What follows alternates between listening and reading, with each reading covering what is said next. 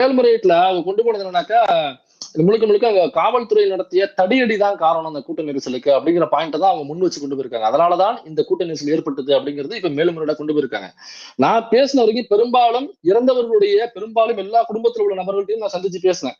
நான் இந்த கேள்வியில முன்வைக்கும் பொழுது அங்க அப்படி ஒரு சம்பவம் நடக்கவே இல்லைன்னு தான் அவங்க பதிவு பண்றாங்க. ஒருவேளை தடியடி நடந்திருந்தால் இந்த இறந்து போனவங்களுக்கு தெரியாமல நடந்திருக்கும், அல்லது இறந்து போன குடும்பத்துல உள்ளவங்களும் அங்கே இருந்திருக்காங்க. அவங்களுக்கு தெரியாம ஒரு தடியடி வந்து கூட்டத்துல நடந்திருக்குமா?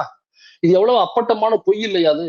ஒருவேளை தடியடி நடத்திதான் இந்த தவறு நடந்திருக்குனாக்கா, இந்த கூட்ட நெரிசல் நடந்திருக்கு, அதுலதான் இத்தனை உயிர்கள் பழி போயிருக்குனாக்கா, 3வது நாள் விஜய் வீடியோ போடும் பொழுது ஏன் இந்த பாயிண்ட் சொல்லல?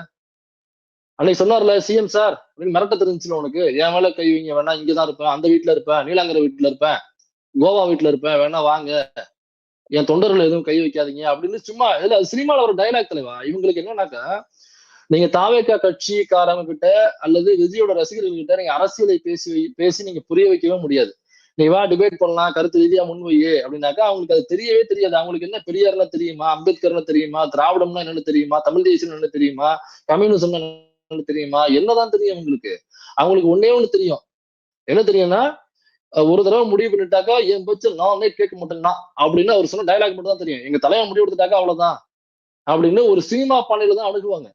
அதனாலதான் அன்னைக்கு வீடியோ போடும் பொழுதும் சினிமா பாணியில பஞ்ச் டைலாக் வைக்கிறாப்ல, சிஎம் சார் நீங்க என்ன வேணா தொட்டு பாருங்க, ஒரு பஞ்ச் டைலாக். ஒரு படம் முடியும் பொழுது கிளைமேக்ஸ்ல ஒரு ப்ரீ கிளைமேக்ஸ் ஒரு பஞ்ச் வைப்பாங்க இல்லைங்களா, ஐ எம் வெயிட்டிங் அப்படின்னு, அந்த மாதிரி ஒரு பஞ்ச் தான் சிஎம் சார் வேணா தொட்டு பாருங்க.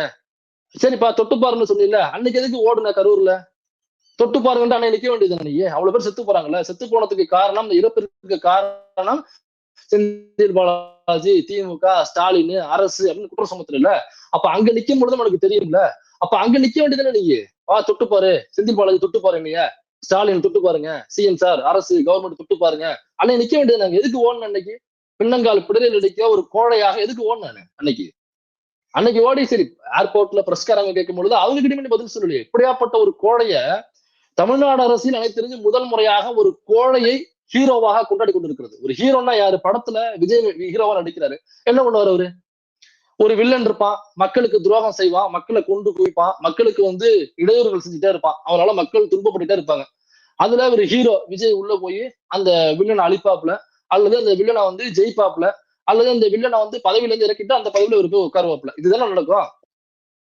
இல்ல ஒரு பிரச்சனை நடக்கும் பொழுது அங்கே தெரிச்சு ஓடி போய் தலைமறைவாக இருந்துட்டு ஒரு வீடியோ போட்டு சிஎம் சார் வாங்க சார் இங்க சார், இந்த வடிவேல் காமெடி மாதிரி வா வா நான் இங்கதான் இருக்கேன் ஏரியாவுக்கு வா அப்படின்னு பாப்ல, ஏரியாவுக்கு போனோம்னாக்கா வா வா வீட்டுக்கு வா அப்படின்னு பாப்ல.